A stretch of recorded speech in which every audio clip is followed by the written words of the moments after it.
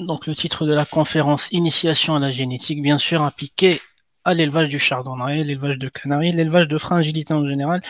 Mais l'idée de cette vidéoconférence est surtout de cibler en fait les chardonnerets. On est nombreux à élever le chardonneret, donc du coup, j'ai construit en fait la présentation de telle sorte à ce que j'oriente la génétique. Donc déjà banaliser la génétique et puis l'orienter vers l'élevage des chardonnerets. Donc je m'appelle Amine et je suis éleveur de fringillidés et de psittacidés.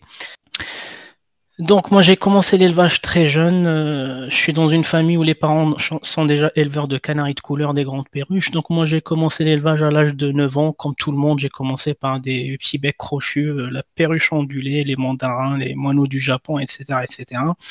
Donc je suis ancien membre de la FFO, membre actuel depuis 15 ans au Conservatoire des oiseaux exotiques, l'ancien CDE, l'Union ornithologique de France, depuis 15 ans aussi.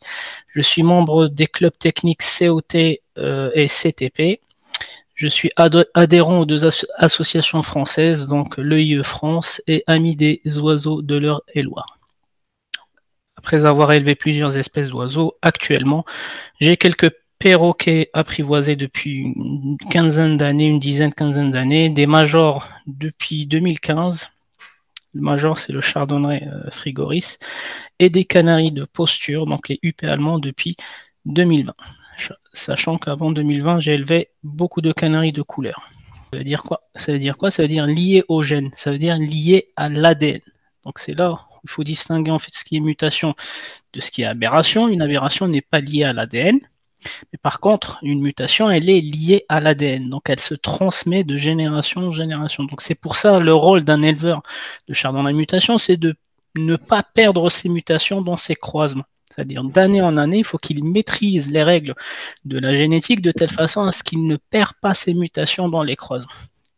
Je suis souvent contacté par des gens qui ne comprennent pas pourquoi, à partir de mutations, ils reviennent sur des classiques.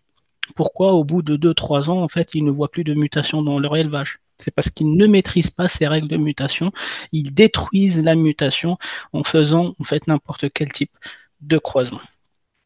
Donc, le phénotype classique, celui qui est au centre, c'est un jeune de 2024. C'est la couleur qu'on appelle classique, ancestrale ou sauvage, la couleur sauvage. À partir de cette couleur sauvage, il y a eu des travaux d'éleveurs qui ont fixé des mutations, soit capturées à l'état sauvage, soit travaillées et bien fixées dans les élevages, qui a donné naissance en fait à l'agate qui est au-dessus, l'agate pastel, laminée, tête blanche, l'agate satinée, le pastel. J'ai mis quelques mutations, j'ai pas mis les 12 mutations de base et j'ai pas mis leur combinaison non plus. Donc ça vous donne juste une idée qu'à partir de cette couleur qui est un peu plus foncée, moins de couleurs claires, beaucoup de couleurs foncées, beaucoup de bruns, avec le travail des éleveurs, en fait, on a pu fixer et faire profiter d'autres éleveurs de tout ce qui est couleur claire. Mais par contre, il y a un art, il y a des règles à respecter pour pouvoir conserver en fait une qualité de couleur et surtout, encore une fois, ne pas perdre les mutations dans son travail de sélection. Ce qu'il faut retenir, mutation, ça veut dire c'est un changement physique. On voit bien que le physique de ce oiseau-là n'est pas celui-ci, n'est pas celui-ci, n'est pas celui-ci. Et puis génétique, ça veut dire lié à l'ADN. Souvent, les gens ils pensent en fait qu'on va passer d'un classique directement à une mutation. Ben non. Si dans l'arbre généalogique du classique n'a pas eu un mutant dans les parents, dans les grands-parents, on ne peut pas en fait du jour au lendemain passer d'un classique à une mutation. Donc pour travailler les mutations, on pose souvent la même question. Je fais de l'élevage de chardonneret, comment je peux avoir des mutations dans mon élevage? Ben, il faut introduire des sujets soit mutants, soit porteurs de mutations. Donc ensuite, le résumé. Qui est responsable de ces pigments? On a dit que c'était l'ADN. L'ADN, il est responsable de la définition du fond, la définition des pigments mélaniques, la définition des pigments caroténoïdes et la forme des plumes. On a bien vu que la plume, quand elle change de forme, en fait, la mélanine ne s'installe pas de la même façon. Par contre, l'ADN, il faut qu'elle soit aidée par l'alimentation. Et c'est là où il faudra faire la différence entre une mutation et une aberration. Donc, on voit très bien que la mutation pastel, le noir de la calotte et des ailes, il est devenu un noir un peu givré, un peu délavé, quoi.